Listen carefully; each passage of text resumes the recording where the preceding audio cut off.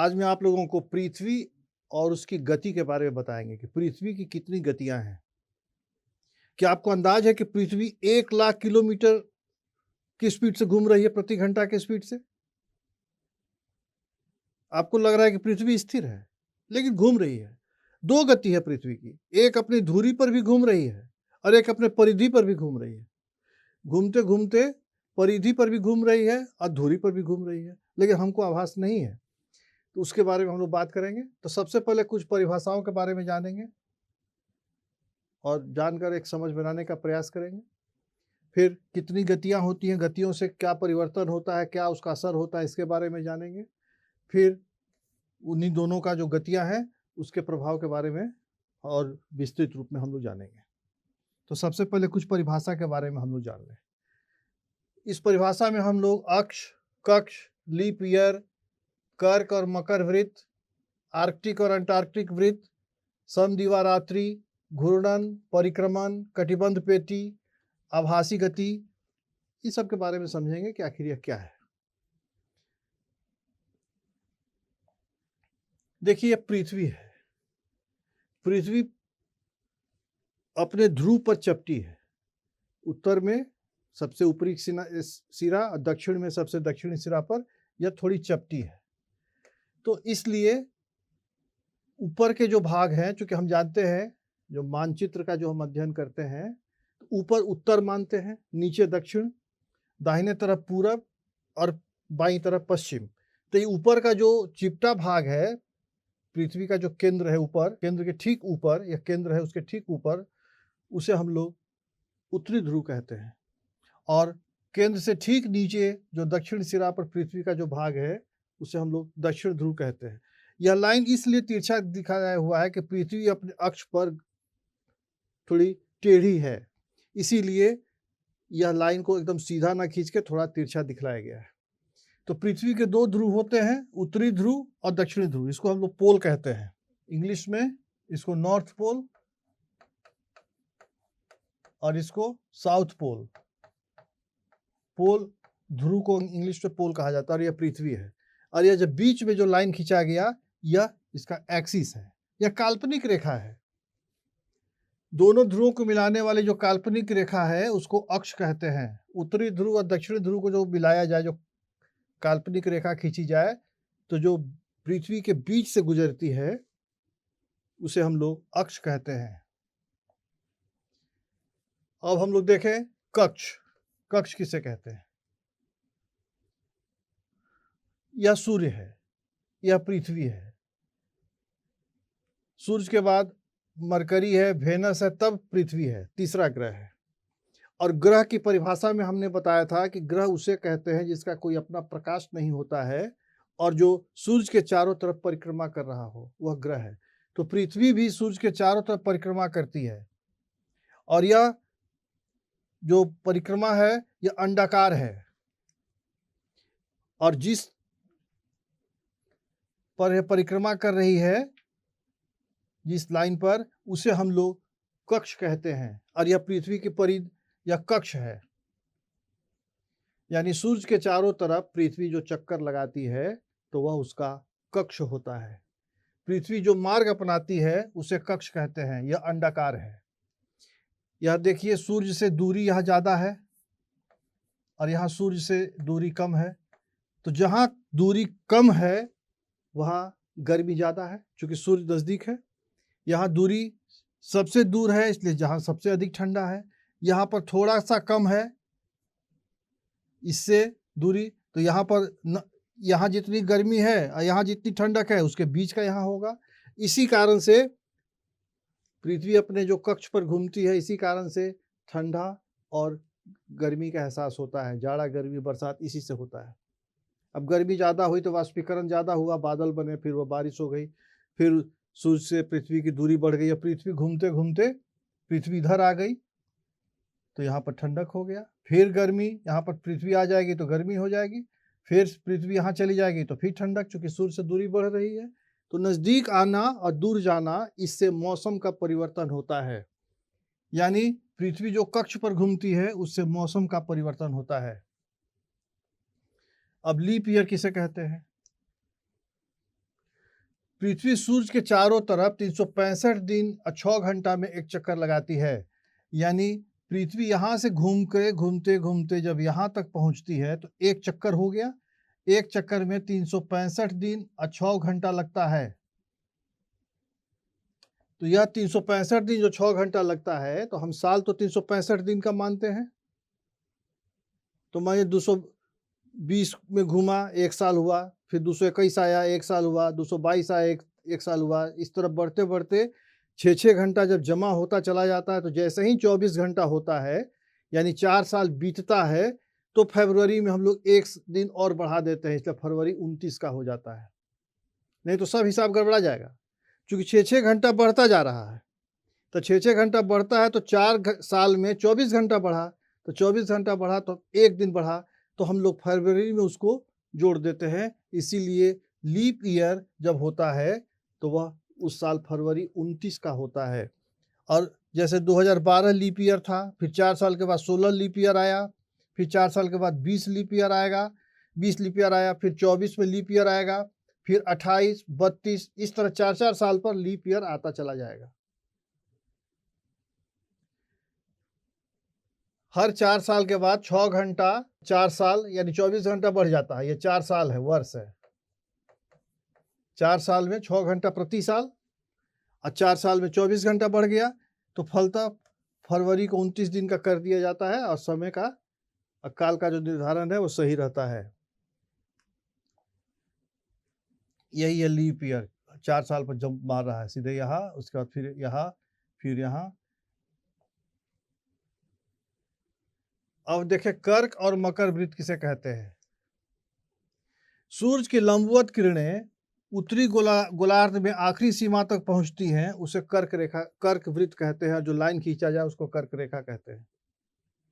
अब देखिए पृथ्वी गोल है, तो गोल है तो अब जो सूरज की जो किरणें पड़ेंगी, तो जो सामने यहाँ पर जैसे सूरज है, तो जो सामने पड़ेंगी वहां तो सीधी सूरज की किरणें पड़ेंगी, गेंद पर सीधा पड़ेगा। और जो गोलाई है जहाँ पर ऊपर गोल हो गया, वहां पर तो अब सूरज की किरणें तिरछी पड़ेंगी, तो जहाँ तिरछी किरणें पड़ती हैं वहाँ थोड़ा ठंडक रहेगा, और जहाँ सीधी किरणें पड़ेंगी वहाँ गर्मी ज़्यादा रहेगी।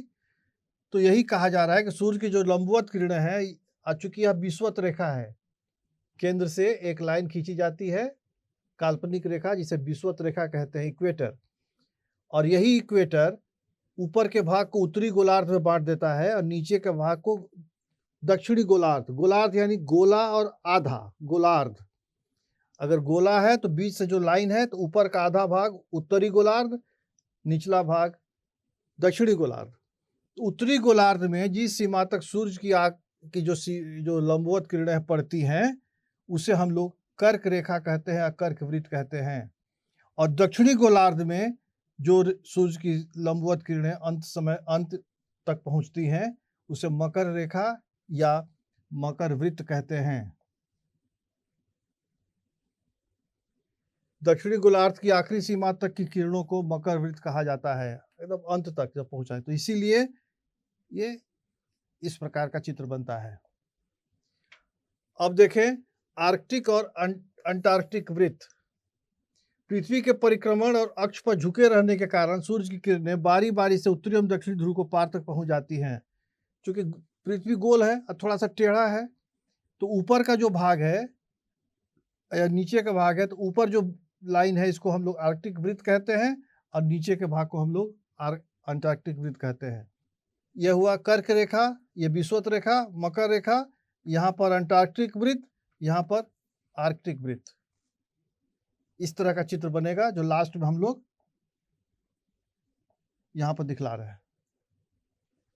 सम दिवा रात्रि, सम यानी बराबर, दिवा यानी दिन और रात, जहां 12 घंटे का दिन और 12 घंटे का रात होता है, वह है 23 सितंबर और 21 मार्च। याद रखिएगा, इक्विनॉक्स है। 23 सितंबर और 21 मार्च को कक्ष पर परिक्रमण करती हुई पृथ्वी अपनी काल्पनिक अक्ष को सूर्य के समानांतर ले आती है। जो उसका अक्ष है, एक्सिस है, वो सूर्य के समानांतर आ जाता है घूमते घूमते। कब? 23 सितंबर और 21 मार्च को। वो जो काल्पनिक अक्ष है, एक्सिस है, जो बीच से हम लोगों ने लाइन को खींचा था, वह सूर्य के समानांतर आएगा। तो समानांतर आने के कारण 12 घंटे का दिन और 12 घंटे की रात होती है 23 सितंबर को और 21 मार्च को। अब बाकी समय पृथ्वी घूम रही है, तो चूंकि सूर्य के समानांतर नहीं घूम रही है, इसलिए दिन और रात में अंतर है। लेकिन यह 2 तारीख को 23 सितंबर और 21 मार्च को पूरे विश्व में दिन और रात बराबर रहता है। इन दोनों दिन और रात बराबर होते हैं। इसे हम लोग अंग्रेजी में इक्विनॉक्स कहते हैं। अगर भारत में 12 घंटे का दिन है, तो जो पीछे पृथ्वी का पीछे है देश, वहां पर 12 घंटे की रात है। अब फिर जब पृथ्वी घूमेगी समानांतर, उसका जो अक्ष है वो सूर्य के समानांतर है, तो वहां 12 घंटे का दिन हो जाएगा और पृथ्वी में 12 घंटे, भारत में 12 घंटे की रात हो जाएगी। अब देखें घूर्णन किसे कहते हैं, रोटेशन। पृथ्वी जो है अपनी धुरी पर भी घूमती है। अभी हमने बताया कि परिधि पर घूमती है, ये अपने कक्ष में घूमती है, और जिसे अब पृथ्वी अपनी धुरी पर पश्चिम से पूरब की ओर घूमती है। इसको याद रखिएगा, पश्चिम से पूरब, पश्चिम से पूरब, इस प्रकार पृथ्वी घूमती है। उस चैप्टर में हम लोगों ने बताया भी था कि कौन सा ग्रह किधर घूमता है। तो पश्चिम से पूर्व की ओर पृथ्वी घूमती है और एक चक्कर लगाने में 24 घंटा के आसपास लगता है। एक चक्कर लगाने में पृथ्वी को 24 घंटा लगेगा, यानी सूर्य यहाँ पर स्थिर है। अब 24 घंटा में यह जो भाग है, यह सूर्य के सामने आ गया तो दिन है, और घूमते घूमते पीछे चला गया तो रात हो गई। फिर सूर्य के थोड़ा सा दिख रहा है सूर्य, तो सूर्योदय हो गया, पूरी तरह दिन हो गया। फिर इधर घूमता गया तो जो सूर्य से थोड़ा दूर हो गया तो शाम हो गई, पीछे चला गया तो रात हो गई। यानी इस घूर्णन के कारण जो सूर्य के सामने जो भाग है वहाँ दिन, और जो सूर्य के पीछे है वहाँ रात। और फिर जब पृथ्वी घूमती है तो जो, जैसे मान लीजिए कि यहाँ पर भारत है, मान लीजिए यही भारत है, यहाँ पर सूर्य है, तो दिन हो गया। और फिर जब घूमते घूमते यह पीछे की ओर चला जाएगा तो रात हो जाएगा। तो इसलिए घूर्णन के कारण दिन और रात होती है, एक दिन और एक रात होता है, और इसे हम लोग दैनिक गति कहते हैं। और जो कक्ष में पृथ्वी घूमती है, एक साल लगता है 365 दिन 6 घंटा, उसे हम लोग वार्षिक गति कहते हैं, जिससे मौसम परिवर्तन होता है। और दैनिक गति से, घूर्णन से दिन और रात होता है। अब देखें रिवॉल्यूशन, परिक्रमण। घूमती हुई पृथ्वी 1 लाख किलोमीटर प्रति घंटा के हिसाब से अपने कक्ष में बढ़ती है। सोच लीजिए, हम जहां खड़े हैं उसकी गति है 1 लाख किलोमीटर प्रति घंटा। यह घूम रही है सूर्य के चारों तरफ, धुरी पर भी घूम रही है और कक्ष में भी घूम रही है, तथा 365 दिन 4 घंटा में सूर्य की एक परिक्रमा करती है। इसे परिक्रमण या वार्षिक गति कहते हैं। यह कल्पना से बाहर की बात है कि हम 1 लाख किलोमीटर की स्पीड से जा रहे हैं,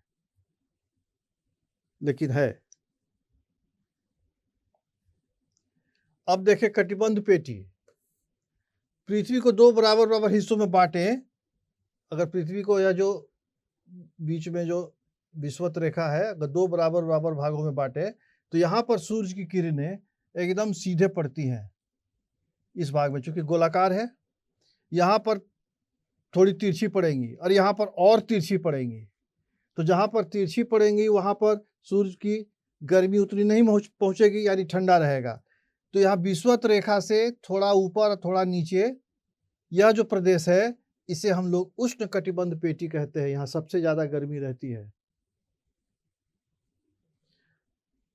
इक्वेटर से थोड़ा ऊपर थोड़ा नीचे, और फिर ये जो कर्क रेखा है और इससे ऊपर जो आर्कटिक वृत्त है, यह जो सर्किल बीच में आता है, इसको हम लोग उत्तरी समशीतोष्ण कटिबंध कहते हैं। समशीतोष्ण यानी ठंडा और गर्मी बराबर बराबर, समशीतोष्ण, न तो ज्यादा ठंडा न तो ज्यादा गर्मी। और वही पोर्शन नीचे रहेगा तो दक्षिणी समशीतोष्ण, यहाँ उत्तरी, यहाँ चूंकि दक्षिण में है। और जो आर्कटिक सर्किल का जो इलाका है, वहां पर उत्तरी शीतोष्ण कटिबंध, ठंडा प्रदेश, और यहाँ पर दक्षिणी शीतोष्ण कटिबंध, यहाँ सालों भर बर्फ जमा रहता है, सालों भर जमा। इसका मतलब हुआ कि जो पृथ्वी गोलाकार होने के कारण, अगर पृथ्वी चपटी रहती तो सब जगह बराबर बराबर गर्मी ठंडा रहता। लेकिन चूंकि पृथ्वी गोल है, तो जो सूरज के ठीक सामने जहाँ पर सूरज की किरणें लंबवत पड़ रही हैं वहाँ सबसे ज़्यादा गर्मी, और जहाँ पर गोलाकार होने के कारण सूरज की किरणें टेढ़ी गिरती हैं, तिरछी गिरती हैं, वहाँ पर ठंडक। यही सिद्धांत है। जैसे ये ऐसे है पृथ्वी, अब यहाँ सूरज की किरणें जो यहाँ पड़ रही है एकदम लंबवत पड़ रही हैं, यह सूरज है, और यहाँ पर सूरज की किरणें तिरछी पड़ रही हैं, तो इसकी दूरी बढ़ गई। यहाँ पर सूरज की किरणें और तिरछी पड़ रही हैं, यहाँ और दूरी बढ़ गई, तो दूरी बढ़ गई तो निश्चित तौर पर वहाँ गर्मी कम रहेगा। यही कारण है कि सबसे उत्तरी भाग उत्तरी शीतोष्ण, सबसे निचली भाग दक्षिणी शीतोष्ण, बीच में उष्ण कटिबंध, और बीच और ऊपर वाले के बीच का जो पोर्शन है कर्क रेखा और मकर रेखा के जो नीचे आर्कटिक और अंटार्कटिक वृत्त का जो भाग है वहाँ पर उत्तरी समशीतोष्ण और दक्षिणी समशीतोष्ण रहता है। अब ये देखिए वही चीज है, दक्षिणी समशीतोष्ण कटिबंध, उत्तरी समशीतोष्ण कटिबंध, उत्तरी शीतोष्ण, दक्षिणी शीतोष्ण, अब बीच में उष्ण कटिबंध है। अब आभासी गति किसे कहते हैं? आभासी गति कहते हैं कि पृथ्वी की गति की दिशा क्या है घूर्णन का? अपने एक्सिस पर पृथ्वी किस दिशा में घूमती है? पश्चिम से पूरब। अब कोई चीज स्थिर है और आप पश्चिम से पूरब की ओर जाते हैं, जैसे आप ट्रेन का ही उदाहरण ले लें, किसी स्टेशन पर आप अगर गुजरते हैं इस दिशा में तो पता चलेगा कि वहां जो सामान रखा हुआ है या जो व्यक्ति खड़ा है वो उस दिशा में जा रहा है। तो पृथ्वी घूमती है पश्चिम से पूरब और सूर्य स्थिर है, इसलिए सूर्य का गति हो जाता है पूरब से पश्चिम। हमको लगता है कि सूर्य पूरब से पश्चिम की ओर जा रहा है, जबकि पृथ्वी पश्चिम से पूरब की ओर जाती है, और इसके कारण सूर्य की जो दिशा है वो पूरब से पश्चिम की ओर दिखता है। इसी ही हम लोग आभासी गति कहते हैं। पृथ्वी पश्चिम से पूरब की ओर घूमती है, इसलिए सूरज जो है पूरब से पश्चिम की ओर जाता है वो प्रतीत होता है। जाता नहीं है, सूर्य नहीं जाता है, सूर्य स्थिर है, पृथ्वी की गति है पश्चिम से पूर्व। इसी से लगता है कि सूर्य पूरब से पश्चिम की ओर जा रहा है। इसे हम लोग आभासी गति कहते हैं। अब देखें विषुवत रेखा और इक्वेटर किसे कहते हैं? पृथ्वी के बीचों बीच केंद्र, यहाँ पर केंद्र है या पृथ्वी है, इसके बीचों बीच एक काल्पनिक रेखा को अगर खींचा जाए जो गुजरती है, जो काल्पनिक रेखा, और जो पृथ्वी को दो भागों में बांटती है, उत्तरी गोलार्ध और दक्षिणी गोलार्ध, दो भाग में बांट दी, उस लाइन को हम लोग, उस काल्पनिक रेखा को हम लोग विषुवत रेखा या इक्वेटर कहते हैं। और यहाँ सबसे अधिक गर्मी रहती है, क्योंकि पृथ्वी की जो सूर्य की जो किरणें हैं पृथ्वी पर सबसे ज्यादा लंबवत इसी पर, यही रेखा पर पड़ती है। अब जैसे देखिए पृथ्वी को बीचों बीच अगर काट दिया गया, ये विषुवत रेखा बीचों बीच केंद्र से गुजरा, अब उसके बाद ऊपर की ओर चले तो 15 डिग्री, 30 डिग्री, 45, 60, 90, जितना डिग्री ऊपर जाएंगे इस तरह से वो कोण बनाकर लाइन खींचा हुआ है। ठीक है, तो इस तरह हम लोग उत्तरी गोलार्ध और दक्षिणी गोलार्ध, उत्तरी ध्रुव और दक्षिणी ध्रुव वगैरह को समझ पाए और एक समझ बनाने का प्रयास किया।